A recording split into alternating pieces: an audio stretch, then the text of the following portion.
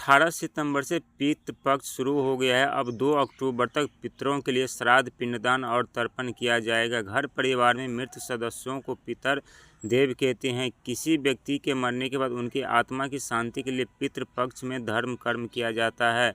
मरने के बाद व्यक्ति की आत्मा के साथ क्या क्या होता है, कैसे आत्मा यमलोक पहुंचती है, आत्मा को यमलोक पहुंचने में कितने दिन लगते हैं, इस्लाम और ईसाई धर्म में आत्मा के लिए क्या मान्यता है, इन सभी सवालों के जवाब के साथ जानिए अमेरिका में हुई नितिन डेथ ओलंपिक्स एक्सपीरियंस से जुड़ी रिसर्च।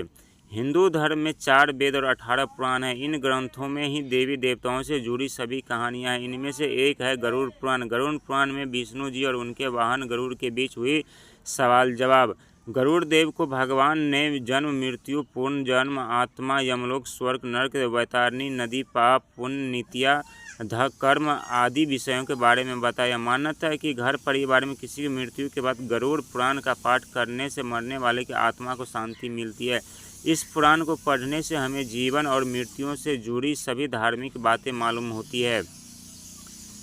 इंसान के मरते ही यमदूत आत्मा को यमलोक ले जाते हैं और यमराज आत्मा को 3 दिन तक पाप पुण्य के बारे में बताते हैं। यमलोक में 3 दिन रहने के बाद यमदूत आत्मा को दोबारा उनके घर छोड़ देते हैं।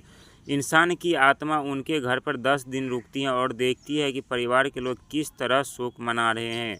मृत्यु में 13वें दिन घर के लोग जो पिंडदान, श्राद्ध, तर्पण करते हैं उससे आत्मा तृप्त होती है। इस पिंडदान, श्राद्ध और तर्पण से आत्मा को यमलोक यात्रा करने की ताकत मिलती है।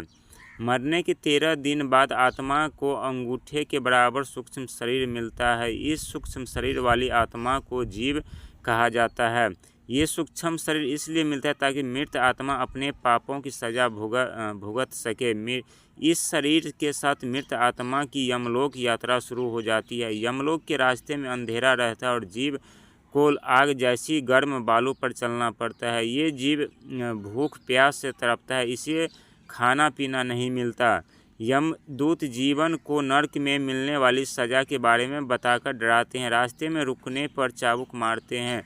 पुण्य आत्माओं को रास्ते में परेशानी नहीं होती है।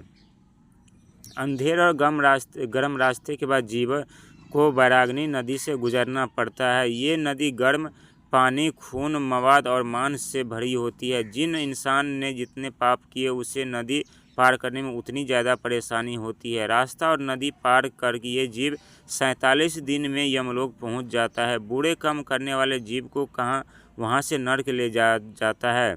अच्छे कर्म करने वालों को पितृलोक भेज दिया जाता है। पितृलोक चंद्रमा के उस हिस्से पर होता है जो दिखाई नहीं देता। पितृपक्ष पर होने वाले पहले श्राद्ध से जीव तृप्त बनता है। पितृ बनने के बाद सूक्ष्म शरीर खत्म हो जाता है। पितृपक्ष पर ये पितर हवा के रूप में धरती पर आते हैं। इन दिनों होने वाले श्राद्ध से पितरों को शक्ति मिलती है। पितृपक्ष खत्म होने पर ये पितर अपने लोक चले जाते हैं।